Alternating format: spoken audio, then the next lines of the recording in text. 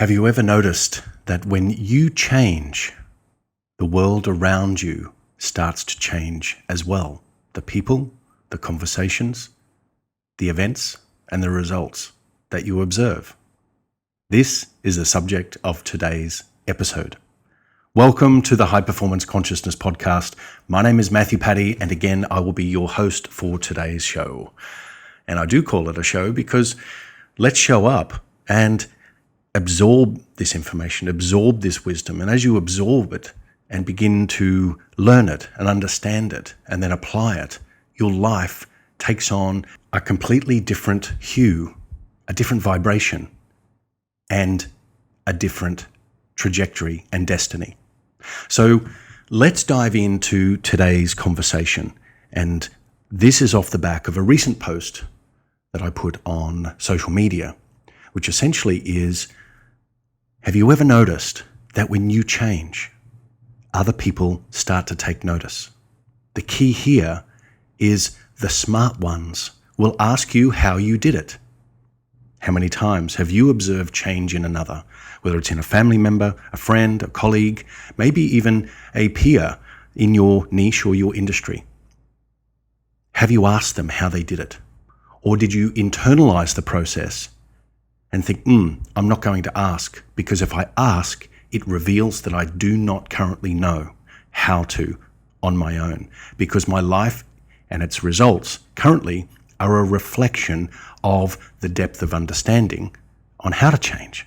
And it's a big, hairy horse pill to swallow. It's really, really hard. So our ego wants to get in the way. Our ego says, you know everything. There is nothing more for you to know. Our ego is there to protect us. It's there as a governance or guiding principle. There are many, many conversations about the ego, and this is not going to be one of them. But I just want to make that point that if you observe positive change in another and you fail to ask them how they did it or to reverse engineer how they did it, and in choosing that you want the same outcome or a similar outcome as they have currently or are currently experiencing, then you fall prey to your ego. You fall prey to the limited mind. You fall prey to the confines of your current reality, the current thinking, the current actions, and the current feeling. Essentially, you fall prey to your current state of being. Now, why is that? Why do people fail to change? Think about it for a moment and apply it to yourself. Why, when given the opportunity to change, to upgrade an aspect, a habit, a way of life, a decision, a business model, a relationship, your finances, why has it been so difficult for you to change? Why at the beginning of change is a point of rejection? Because it is all based on the electrochemical signals that we are addicted to in our body. Our neural wiring, our physiological hardwiring throughout our body with our nervous system. That's why it's so hard to change. However, my view and my long-standing belief is that we are always receiving information from the field. We are receiving information from the physical environment. It may be that, we're stuck in traffic and we feel like we're in a rush and we're going to be late for a meeting, or we just want to get through, we're impatient, and our blood pressure starts to rise. Maybe we're getting heat in the face. Maybe we're getting white knuckles on the steering wheel. Maybe we're starting to shout some expletives, or we're starting to have some really negative thinking. Maybe, just maybe. That is a sign that you are losing control. And maybe, just maybe, the world of physical, the world of matter, your body being one of those components in the physical world and the material world, is giving you a feedback signal to say, whoa, is this really the direction you want to go in? Because you've been here before and you know the outcome of this. The outcome is stress.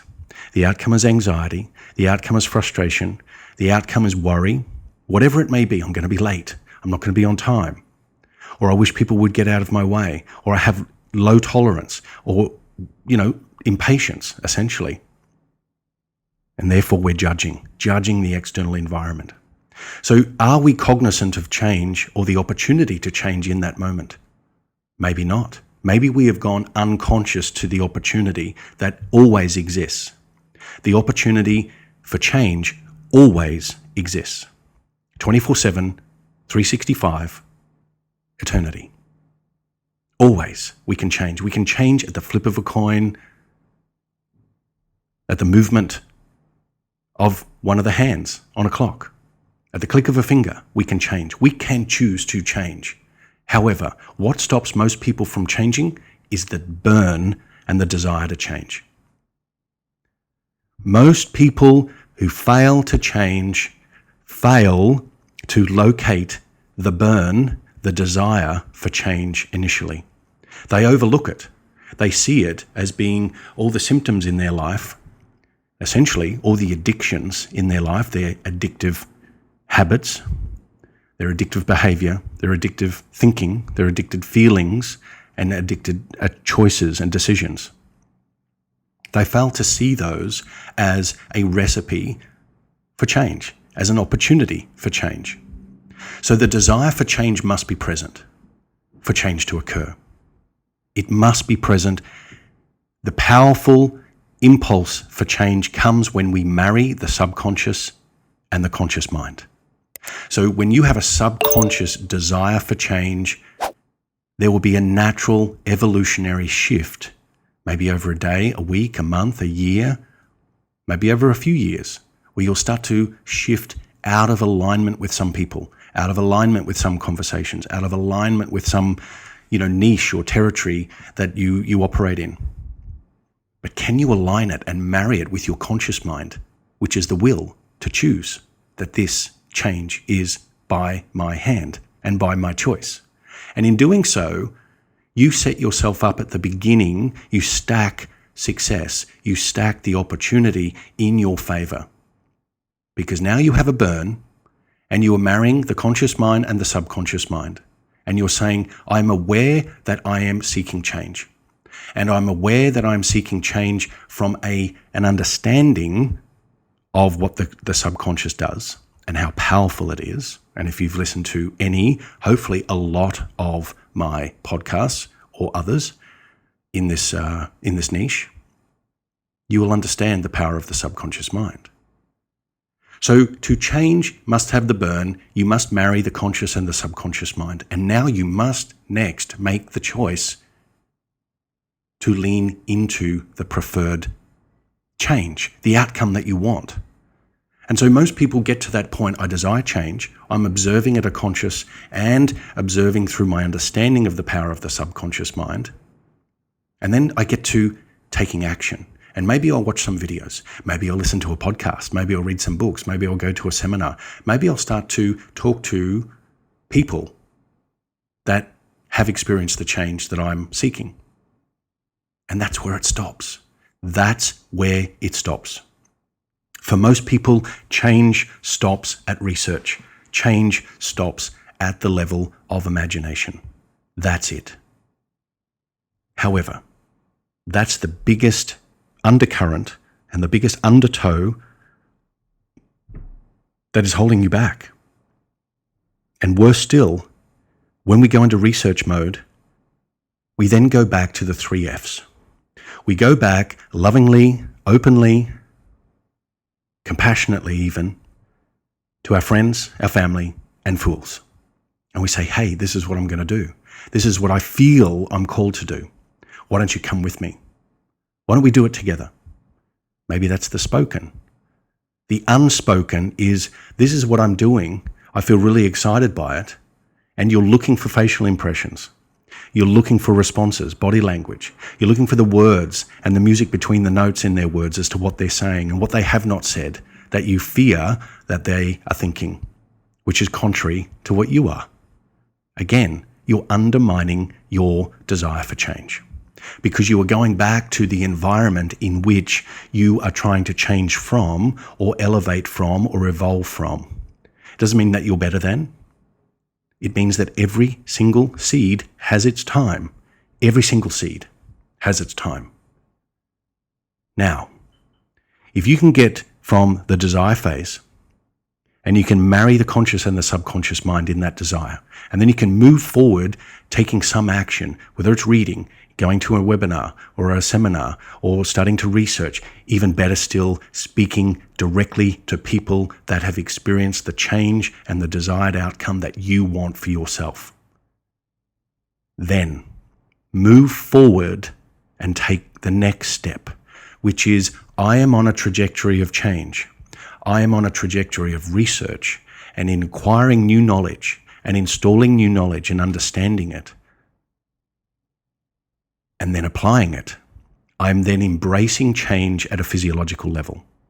I'm embracing change at an electromagnetic level.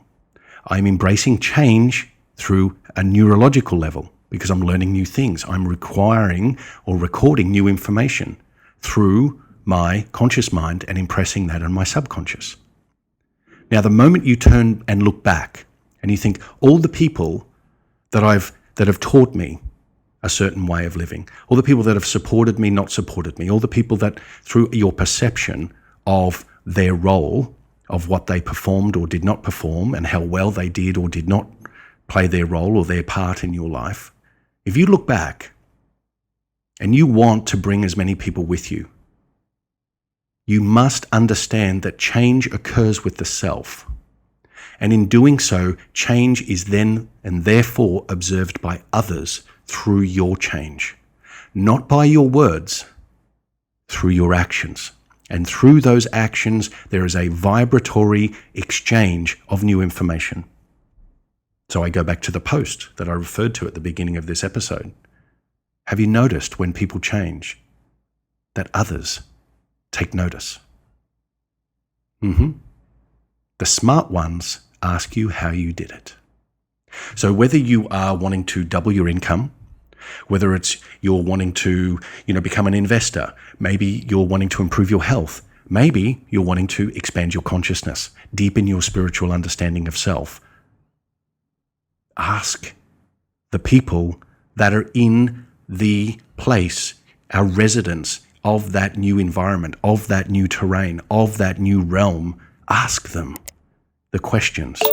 How did they get there? What books did they read? Who were their mentors? La, la, la, la, la. We go on, okay? Now, the moment, again, you look back and you want to bring everyone with you, you're wanting to bring your village on the road with you and on the journey with you. That is the biggest linchpin and failure right there.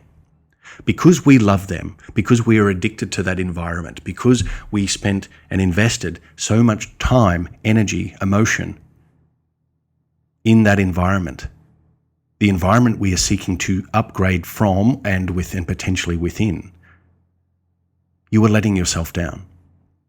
And those people will love you anyway. What leaves their lips may be contrary to that, but they are watching you. They are watching to see you see it through. They are watching you to see through and to see it through. Okay? So seeing through what you're going through, seeing your idea of change, your decision to change, will you see it through? Will you do what it takes? It's not necessarily going to be easy. It's going to find challenges. But obstacles are on the way. They are always on the way. And the old self may have perceived them that obstacles are in the way. As the big boulder right in the middle of the path, and there's a very steep 1,000-foot drop, sheer drop off to the side. There's no way around this boulder. That, as a metaphor, is a perception. There is always a round trip. There is always obstacles on the way. There has to be, because obstacles have you lean into the opportunity as to have you learnt what you've acquired as knowledge. Do you really understand what you have come to know? Because if you have understood and you have applied what you have come to know, then that which you really do understand is now utilized and put into action. So as metaphorical, as mystical, as this language is, it does not matter what change you are seeking. All change is evolutional. All change is inevitable because nothing ever rests. Everything is energy, and energy is never still. It never rests. It is in constant motion. So the invitation to you is, if you feel stuck and you have sought change, you've wanted change, you feel like you crave change, but maybe you don't know what type of change you want, I'm going to ask you to be really honest with yourself and to call BS. Because the person, the individual, the soul that knows it is seeking change and has married the conscious and the subconscious in that knowing for change, knows what it wants. It's just maybe afraid to say it out loud, to admit it to the self. I want change, and this is what I want my life to look like. This is what I want my income to look like. At the beginning stage, you'll have a belief kickback. There'll be a retaliation from your current belief system. And the belief system may say, you might want that change, Mary, but you can't have it. Or I'm not going to give it up easily. You're going to have to work your backside off for it. That is a perception. Now, how do you know that that is a belief system that's holding you back? Because look to how often people re-engage the same conversations with their past self, their internal conversations. Look at how frequently people go back to the old relationships, go back to the old family dynamic, go back to the old income, back to the old job, back to the old money, back to the old way of thinking, back to the old way of acting, back to the old habits. Look, and you will see evidence of who and what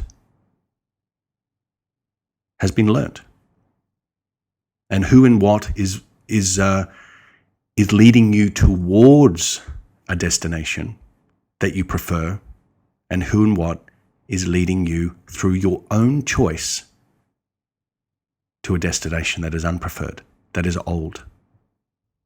Observe your reality and get good at mastering the self by observing the self. You feel stuck. You feel stuck in a bandwidth.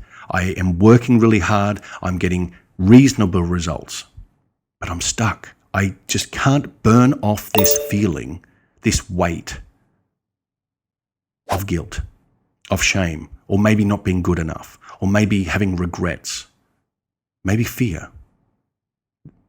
They are opportunities. They are obstacles on the way, not in the way. And the fact that you are aware of them and that you feel stuck and that you may say, I just don't know what's holding me back. I'm going to ask you again to call BS on that, because you do. Because you do know what is holding you back. Maybe it's because you feel ashamed that you want to seek more for yourself and achieve more and see more and expand more than maybe a loved one or a family member. Don't feel guilty about it. You have been hit by the quantum rhythm, by a cosmic shard of light, a beam of information that says, it's your time. It's your time to sprout. It's your time to push through the soil. It's your time to rise and reach and grow, because everyone has their time. Everyone has their time. So please do not compare yourself to the growth of others. Please do not compare yourself to the perceived inability or ability, the incapability or capability of others to change. It is your destiny, it is your journey, and it is your decision. If you seek change, you must lean in to the fabric and the invitation of change. You may not even know what change is required in order to arrive at your destination. Lean in anyway. Lean in anyway. Because I can promise you that when you start to lean in, each 24-hour period is substantially different from the last. Each window of a week or a month is vastly different to its predecessor because you are now observing things differently. And it's a stitch-by-stitch approach. You cannot weave the entire fabric of your new reality, your preferred, your desired, your ultimate reality. You cannot weave it overnight. You can see it in your mind and you can experience it and see it playing out on the screen of space in your mind. But it takes one stitch after another. It takes one committed action after another